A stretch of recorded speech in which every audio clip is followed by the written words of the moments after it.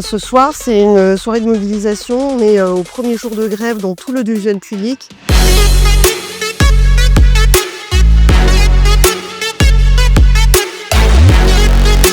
Très concrètement, le projet, c'est de mettre dans une holding Radio France, l'INA, France Télévisions et peut-être même France Média Monde. On est contre parce qu'il y a de graves conséquences sur cette mise en place, à commencer par la mise en cause du pluralisme, de l'indépendance des médias, puisqu'il est question d'avoir un PDG exécutif qui aura la main mise en fait sur toutes les filiales. Et évidemment, on a besoin de pluralisme et d'indépendance dans notre secteur sur l'information. Ok, est-ce que vous êtes prêts à faire du bruit pour la culture et les médias publics?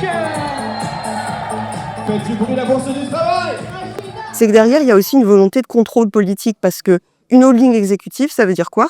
Un seul chef nommé par l'exécutif ou par l'Arcom, c'est quand même un peu compliqué vu la politisation de notre régulateur. On est ici ensemble pour passer un message tout simple à Rachida Dati et lui dire qu'elle est hors sujet.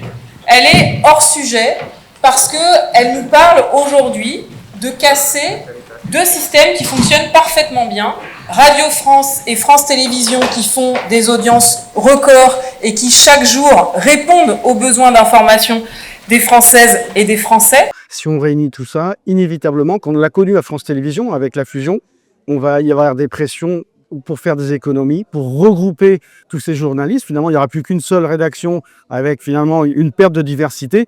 Et évidemment, ça risque d'aboutir à des suppressions de postes. Je te donne juste un chiffre. À France 24, 90% des programmes qui concernent la France sont des programmes issus de France Télévisions.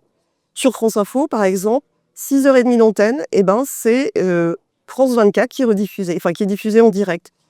C'est un peu problématique en réalité. Ça veut dire qu'on a déjà réduit ce qu'on pouvait proposer aux citoyens en termes d'information, en termes de programmes, en termes de contenu.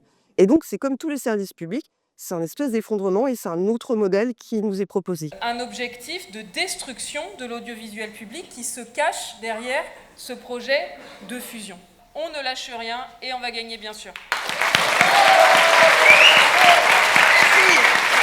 Merci à un très grand